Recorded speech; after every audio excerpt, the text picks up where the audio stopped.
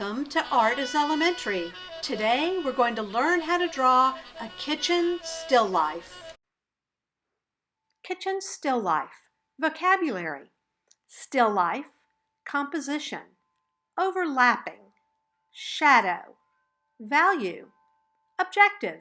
Students will learn to create depth in their art by using highlights and shadows.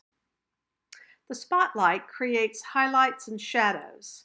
Look at the spotlight up on the left. See the arrow? It's showing you where the light is hitting these objects. They are the highlights on those objects on the outside. This picture shows more highlights. You can see where the light is hitting the objects on the inside.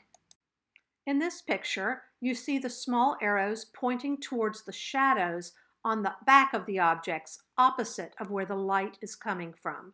And you see where the shadows are inside of those objects.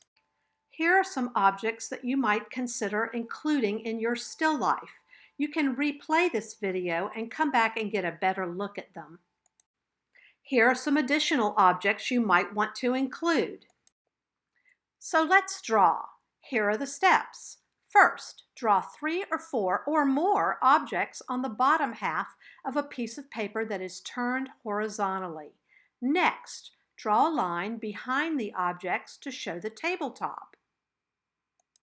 The art supplies you'll need for this project are paper, a pencil and colored pencils or crayons.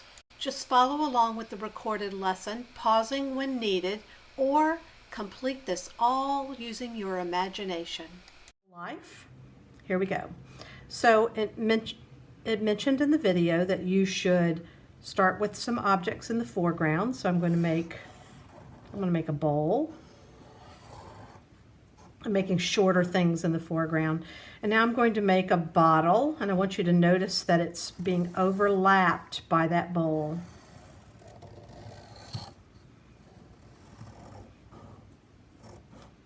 Maybe this is ketchup or something, I don't know. Okay, we don't want to write any words on here. Let's see, maybe a vase of flowers. I'm going to try my best to make it have symmetry. All right, you see the overlapping? The bowl is in front. I don't have to have everything overlapping. Okay, the next step is to make, after you make your objects and you have a composition that you're happy with, you make a line that goes behind like so. There. Next step is adding the shadows. So you figure out from which direction your light is shining from.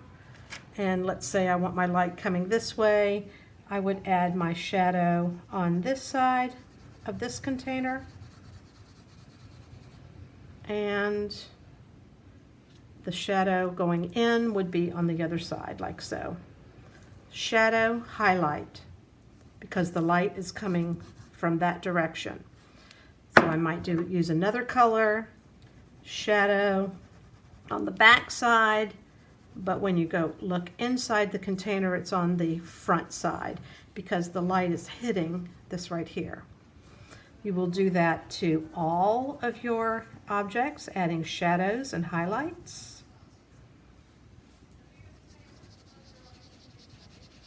If you care to, you can add some cast shadows.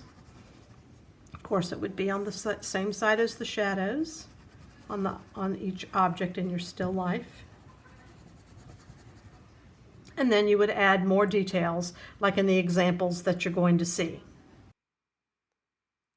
The last step is to add color with your choice of crayon, colored pencil, or paint. Don't forget to add the shadow and the highlights.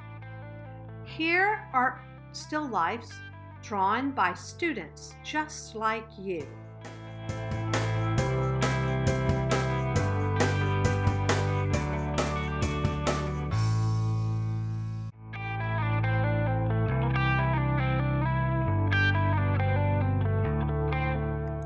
Now, let's get started. The end.